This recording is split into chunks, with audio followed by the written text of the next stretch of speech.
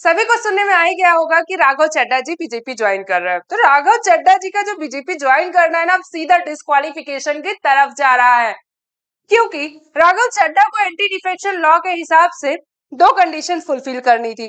पहली कि वो 2/3 मेंबर्स के साथ में मर्ज हो, जो कि पहली कंडीशन उन्होंने क्या है फुलफिल की है, क्योंकि वो 10 में से 7 मेंबर्स के साथ में बीजेपी ज्वाइन कर रहे हैं। लेकिन सेकेंड कंडीशन जो है वो असली गेम चेंजर है, क्योंकि यहाँ पे बोला गया है कि पार्टी का मर्जर होना भी जरूरी है। यानी कि अगर आप पार्टी अगर बीजेपी में मर्ज होती तब डिस्क्वालिफिकेशन नहीं होता है, लेकिन यहाँ पे सिर्फ आपके जो कुछ मेंबर्स है यानी 7 मेंबर्स है वो जाके वहां पे मर्ज हो रहे हैं।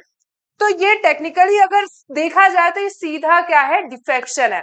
अब आगे क्या होगा पूरा फ्लो समझते हैं। सबसे पहले डिस्क्वालिफिकेशन की पिटीशन जो है वो आप पार्टी जाके लगाएगी राज्यसभा में। चेयरमैन साहब जो है वो उसको रिव्यू करेंगे, देखेंगे, सारे चीजें वेरीफाई करेंगे, कितने एमपीज गए हैं, क्या पार्टी मर्ज हुई, क्या डॉक्यूमेंट्स वैलिड है। उसके बाद में वो क्या करेंगे, डिसीजन देंगे। अगर ये डिफेक्शन माना जाता है तो सीधा एमपीज को डिस्क्वालीफाई कर दिया जाएगा। और अगर डिसीजन डिले होता है, जो कि हमेशा होता ही है, तो यहाँ पर ये जो केस है वो डायरेक्ट सुप्रीम कोर्ट तक भी जा सकता है। तो आखिर क्या चीजें रहेंगी, वो सारी चीजें आज हम अपने लेक्चर में समझने वाले हैं। लास्ट तक बने रहिए, और एक लाइक तो बनता है, देन कमेंट भी कर सकते हैं और बता सकते हैं कि वीडियो कैसा था। देन समझते हैं हम लोग आज के लेक्चर को। तो हमारे जो राघव चड्ढा जी है उन्होंने आप पार्टी छोड़ दी है, वही आप पार्टी ज्वाइन जो की थी, 12 साल अप्रोक्स उन्होंने अपनी जो है वो ड्यूटी सर्व की है यहाँ पे, ठीक है। लेकिन उसके बाद में उन्होंने ये डिसाइड किया है कि वो बीजेपी ज्वाइन कर रहे हैं, वही पार्टी जिसके बारे में पहले नेशनल टीवी में उन्होंने बोला था कि बीजेपी जो पार्टी है वो गुंडों की पार्टी है। आज वही पार्टी उन्होंने जाके ज्वाइन कर ली है, ज्वाइन करने का बोल रहे हैं वो। तो पहले चड्ढा साहब जो है वो गलत थे या अब गलत है, कुछ समझ में नहीं आया है कि क्या चीजें हैं। वैसे हम इस चीज को डिस्कस करने नहीं आए हैं, लेकिन फिर भी मैंने सोचा कि मैं याद दिला दूंगी। क्लिप तो मैं दिखा नहीं सकती आपको यहाँ पे, आप जाके देख सकते हैं कि उन्होंने पहले क्या बोला था और अभी कौन सी पार्टी में वो जा रहे हैं। तो यहाँ पे मिस्टर चड्ढा के साथ में कौन कौन गया है वो देख लेते हैं। मिस्टर पाठक है, मिस्टर मित्तल है, उसके बाद में जो फॉर्मर क्रिकेटर हमारे हरभजन सिंह है, राजेंद्र गुप्ता है, विक्रमजीत सिंह साहने है, और उसके बाद में स्वाति मालीवाल जी है। इनके साथ में ये 7 जो मेंबर्स है वो जाके बीजेपी में मर्ज हो चुके हैं, ठीक है। अब इन पे डिस्क्वालिफिकेशन लगेगा नहीं लगेगा, सारी प्रोसेस हम लोग आज समझते हैं कि आखिर ये डिफेक्शन है क्या।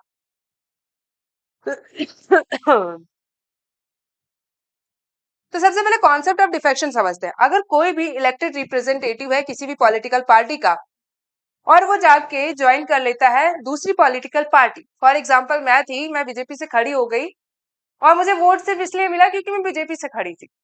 अब मैंने क्या किया, मैं जीत गई, उसके बाद मैंने दूसरी पॉलिटिकल पार्टी जाके ज्वाइन कर ली, तो मेरे ऊपर क्या लग जाएगा, डिफेक्शन लग जाएगा, क्योंकि मैं ऐसे डायरेक्टली जाके ज्वाइन नहीं कर सकती हूँ। तो इसे हम क्या बोलते हैं, डिफेक्शन, ठीक है। नेक्स्ट समझते हैं कि ये कॉन्सेप्ट आया कहां से। 1961 में क्या थे, एक गयालाल करके मेंबर थे, जो कि क्या हुआ, उन्होंने 15 दिन में अप्रोक्स 3 से 4 बार पॉलिटिकल पार्टी चेंज की। आए राम गए राम वाला जो कहावत है वहीं से आई थी।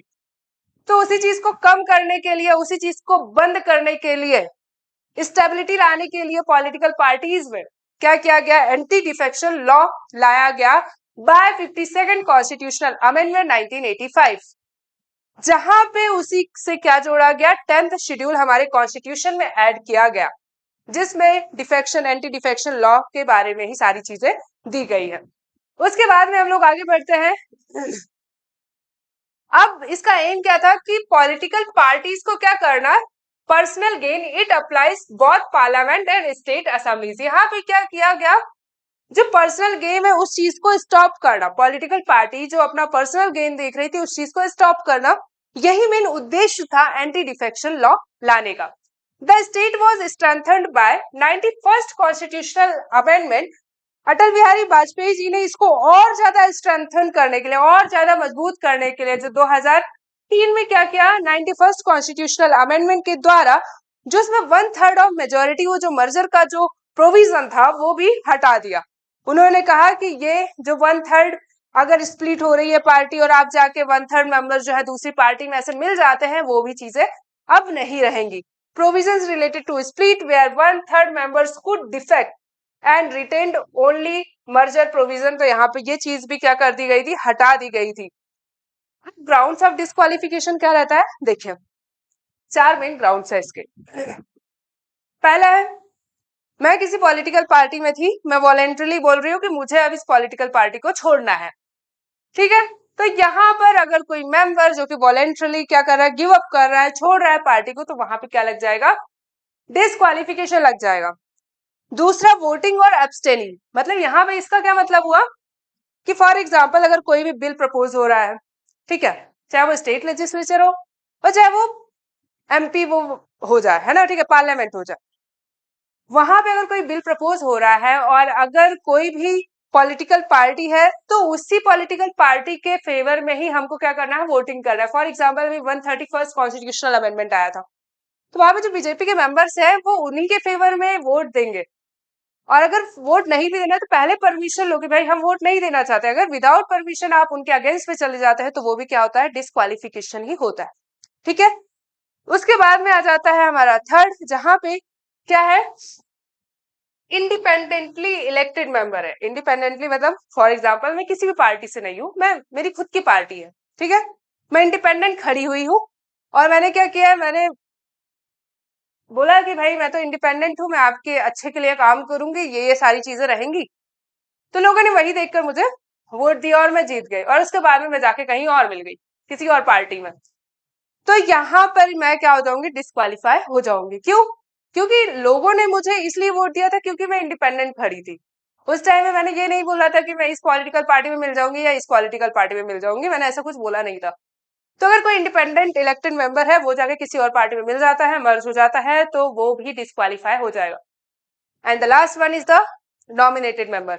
अब नॉमिनेटेड मेंबर क्या होता है, अगर कोई नॉमिनेटेड मेंबर है वो क्या कर सकता है, विद इन 6 मंथ जाकर कोई भी पॉलिटिकल पार्टी ज्वाइन कर सकता है, लेकिन 6 महीने बाद वो कोई भी पॉलिटिकल पार्टी ज्वाइन नहीं कर सकता है। तो ये होते हैं ग्राउंड्स फॉर डिस्क्वालिफिकेशन। अब इसमें एक्सेप्शंस क्या है, इसमें 2 एक्सेप्शन जोड़े हुए हैं। पहला ये है कि अगर कोई party can merge with another if 2/3 of its legislator agree with the disqualification for those who merge और स्टे।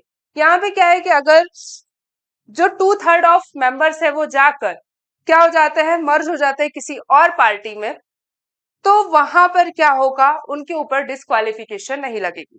तो राघव चड्ढा जी ने जो है वो ये वाली कंडीशन, फर्स्ट कंडीशन तो ये फुलफिल कर दी है कि वो उनके साथ में 7 मतलब एक तो राघव चड्ढा जी हो गए और 6 अलग जो और मेंबर्स है वो जाकर क्या कर रहे हैं, मर्ज हो रहा है 10 में से 7 मेंबर्स।